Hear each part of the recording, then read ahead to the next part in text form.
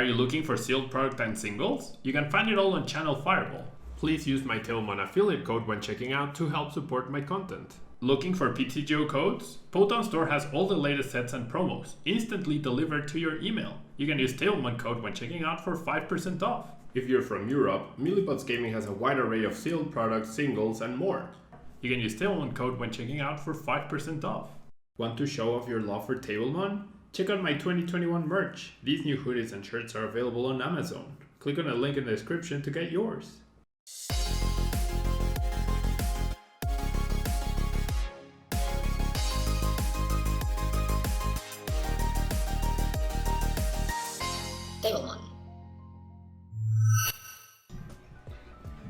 Welcome everyone to a brand new Tailmon video. Thank you so much for tuning in. I really appreciate it. We are now going to be playing with a deck that's all the rage lately, Centiskorch VMAX with Silvally-GX. Centiskorch VMAX, obviously pretty powerful VMAX Pokemon, around 20 HP. GMAX Centinferno doing 40 plus 40 more for every fire energy. Attached to Centiskorch VMAX, no damage cap on that, which is pretty big. You can potentially get 1 KOs on everything, and that's part of the appeal of this.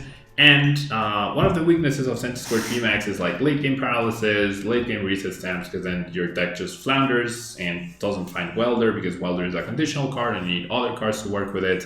However, with Silvally-GX's Disc Reload ability, if you get stabbed to 1, then you just go Disc Reload and literally reload your hand with resources. So that's the main purpose of Silvally-GX. It's a bench sitter that gives you extra ways to make comebacks in the late game, or rather to close out games in case you were running low on the resources. The bench does get pretty full with this list, but we do have a Volcanion to establish an early Centiskorch. We do want to go second, but with the 4 switches, the Malolana and the Eldegoss, we do have a lot of outs to Pikaron's paralysis, which is pretty important, or Choo-Choo's paralysis rather. We have extra switching card to get into the Centiskorch, into the Volcanion if we need to.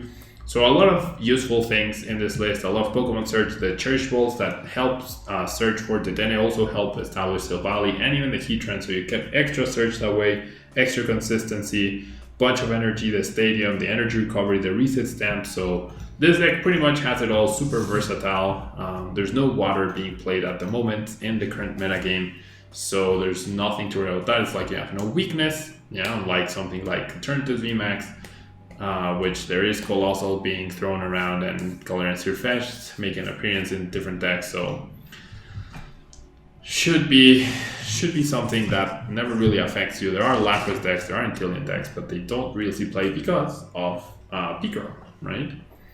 Okay, so now this hand is completely atrocious, right?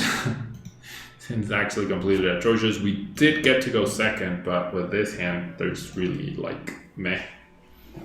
The Mew might signify something like Mad Party or something. It's actually Excadrill, right? Not sure if it's Control Excadrill or the aggressive Excadrill. Excadrill does mean my opponent will be applying like too much pressure early on, so hopefully we'll have a couple turns to stabilize. Now I wish I had gone first with this hand, because then all I would need is an energy to start applying pressure.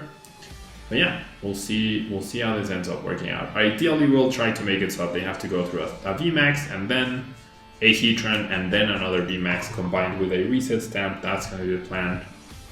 And alright, that's actually a fairly good top deck, because now we get to save the Centiskorch VMAX and we get to Dedenne-Change, right? That's all we want to do right here. We get to Dedenne-Change. I'm not super concerned because they have low HPs. I'm not super concerned about getting the Fleur started off, right? I'm just concerned about doing stuff. The Malolana will actually be pretty important as well. Healing wise, that's actually gonna be pretty big, so I'm gonna hold it for now. Honestly, my next turn might be tank this hit and then Malolana into this guy. That's actually not enough for a KO. We'll see. Probably not, no. But I'll still heal, most likely, if my opponent manages to attack, but I'll probably promote this and then Disc Reload and hopefully get an attack off. We'll see. I won't be able to KO this guy though, which really sucks. 140 HP, because if I'm Malolana, I'm not Weldering, right? So it's actually pretty big. It's actually pretty big. But it does need Air Balloon, which usually that deck doesn't play, and an attachment for turn. So they need the perfect Cinccino. They need the perfect trade.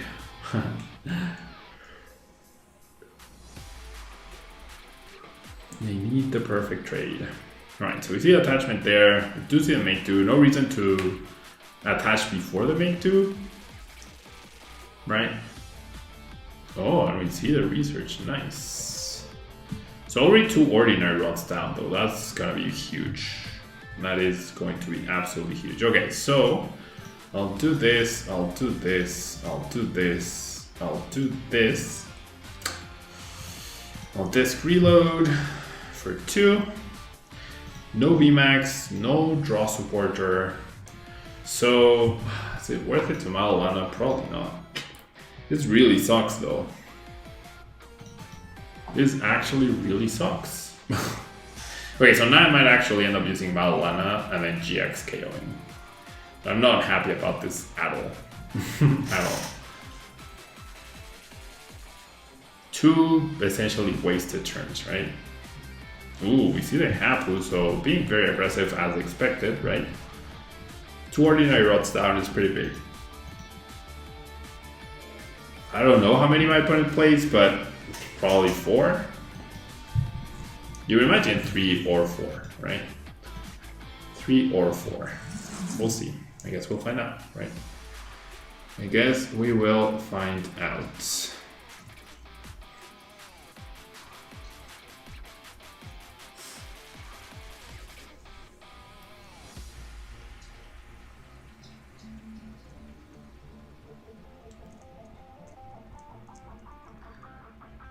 Yeah, it's like I wish I could kill. I wish I could kill this after I'm ahead like 1 or 2 prizes, you know? Alright. It's not the end of the world, we'll be fine, but yeah, I can just promote this guy and then I can actually attach here, sorry. I can go disc reload, and if I don't get a VMAX, then I can just go into the Heatran. It seems like I will go into the Heatran, okay.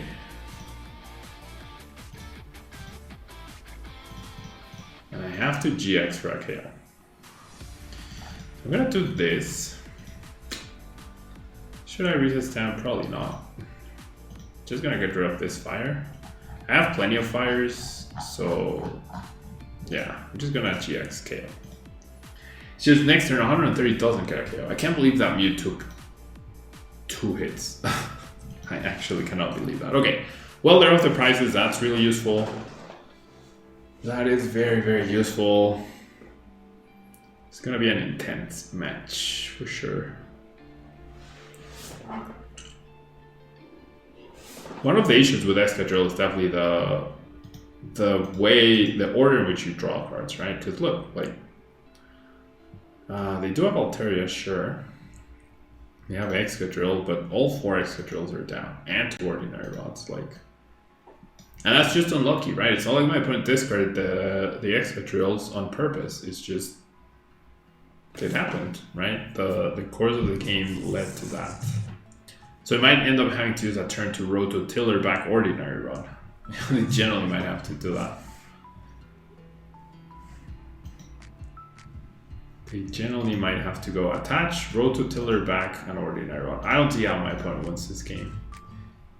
It's gonna be too late because I also have this 2 price target, so that takes away speed from them too.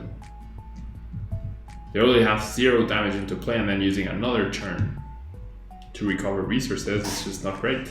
You know, it's definitely not great.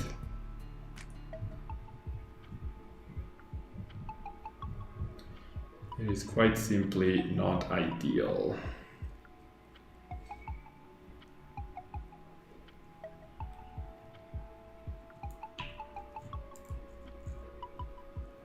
Alright, there's a quick wall.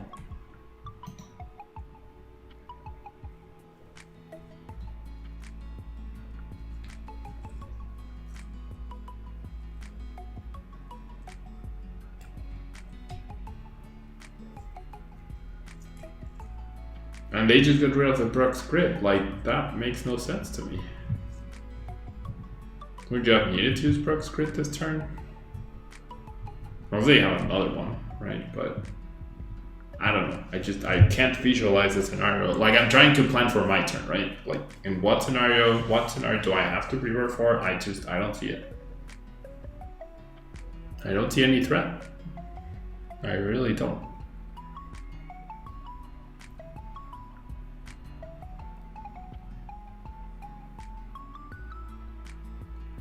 I really do not see any threats at the moment. Okay, so there's the Ordinary Rod.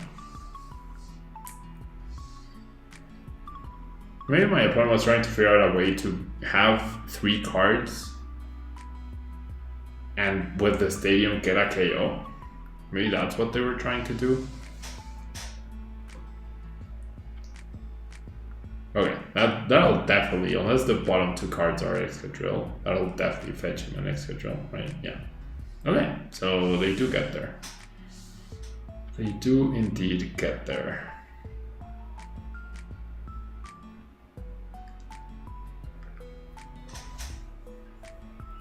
They do indeed get there. Okay, so 3 cards discarded. Oof. Wait, is it 3 or 4? Oh, 4. They discarded, I think, 2 energies and an Excadrill. Yeah. That was brutal. That was actually pretty brutal for my opponent. Yeah. So, like, any small chance they had, which I don't think they did, but any small chance they had, I think it's now gone. I think it's now gone. So I just retreat. Now everything dies, right, to my Centiskorch. They could try and play to like an Altaria if I bench lock myself, although Eldegoss can always unlock the bench just by going back to the deck. And I have this to deal with an Altaria, so I think we're fine. I think we are good to go.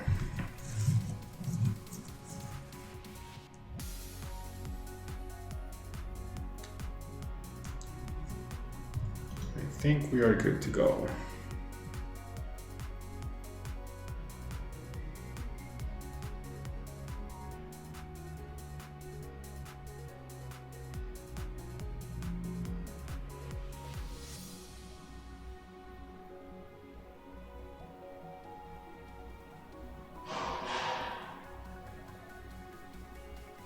Because eventually I'll draw Weld. I mean, boss. I have another Malolana.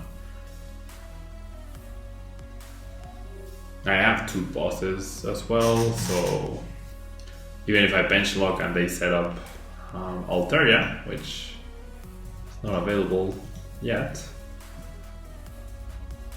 I mean, they can't play at thicker than a 2/2 line, right? You would imagine they don't.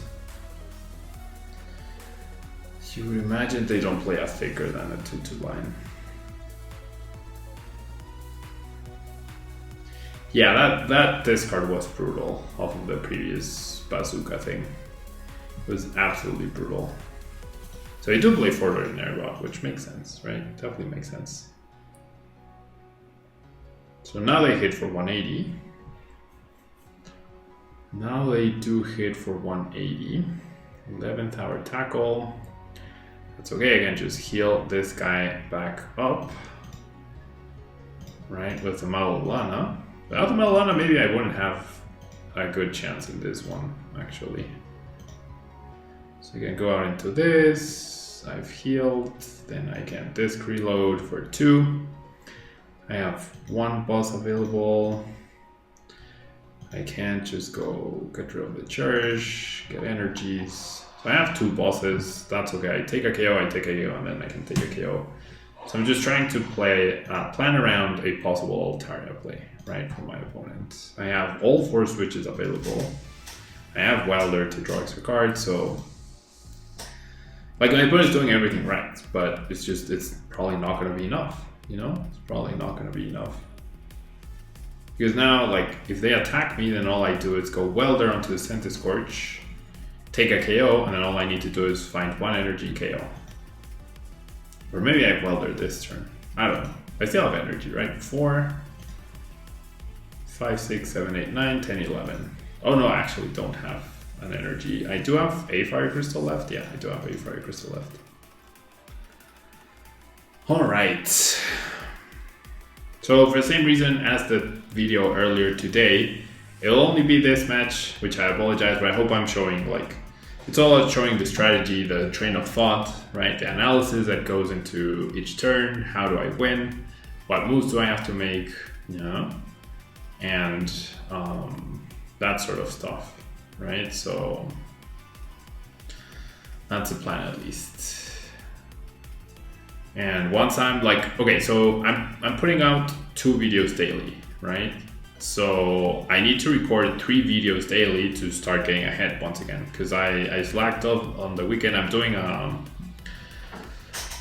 course, a design course, so I wasn't able to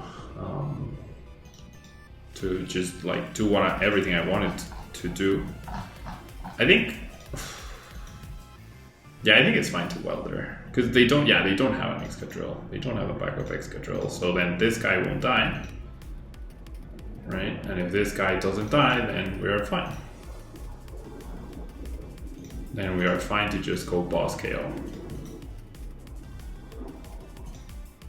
Yeah, G-Max Inferno KO, then we go boss KO and we win.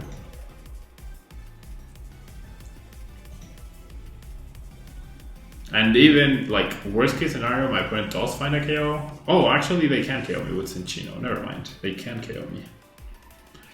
So I need to find Fire Crystal, right? Or my last Fire Energy. So I think I just commit to that. I just go boss. Like I can actually. Well, we'll see. I don't think I saved the disc reload. I think I go like promote something else, switch. Nah, we'll see. Because I'll be doing disc reload for like 1. I have 2 outs. I have 17 cards left in my deck. Yep, that works. The thing is, like, it would still take a while for my opponent to recover, right? I could just attack with Centiskorch and KO the Cinchino. That would be okay. If my opponent's at 2 prizes, then sure, but I don't have to win next turn. That's the key. And they didn't put back Altaria, therefore, I don't have to worry about that. Like, if I don't win, then I just attack and then I win the next turn. And I just win the next turn, so it'll be fine, right? It'll absolutely be fine. So I'm just gonna play straightforward, promote, boss, DAA change, and see if I get an energy. Boss, DAA change, and there we go. 160. Bye bye, Dedenne. Pretty good. Yeah, pretty solid. Yeah, we both had our slow starts. If my opponent had been able to apply pressure early on, or if I had been able to apply pressure, the game wouldn't have gotten to the stage. But in the end, like the healing 240 damage when, like, that's literally my opponent losing 2 turns, right? Setting them 2 turns behind. And yeah, it's just they're really high HP. The fact that I can control the prize cards a little bit with Heatran and whatnot, it's like, yeah, Heatran being damaged meant my Centiskorch basically had 120 extra HP, so that's something else. And then I could have also just like switched out into a Heatran and played boss, right, to take a knockout, and then gotten that KO'd, and then my opponent still had to go through 2 more Centiskorch VMAXs before winning the game. So yeah, Centivalley, I like it. Silvally came into play, yeah, in this game. It definitely clutched out early on, giving us extra resources, but it's mainly there for the late game and your survivability and resource management. So definitely a cool inclusion. I really like it, and it would be nice to see Silvally in other decks for sure. It's just the format is so aggressive that I don't think there's much space for it in too many decks, but I really like the Centiskorch inclusion, so big props to the Limitless team for this really cool deck. Thank you so much. Like, subscribe, comment for the Pokémon code, and I will see you in the next video.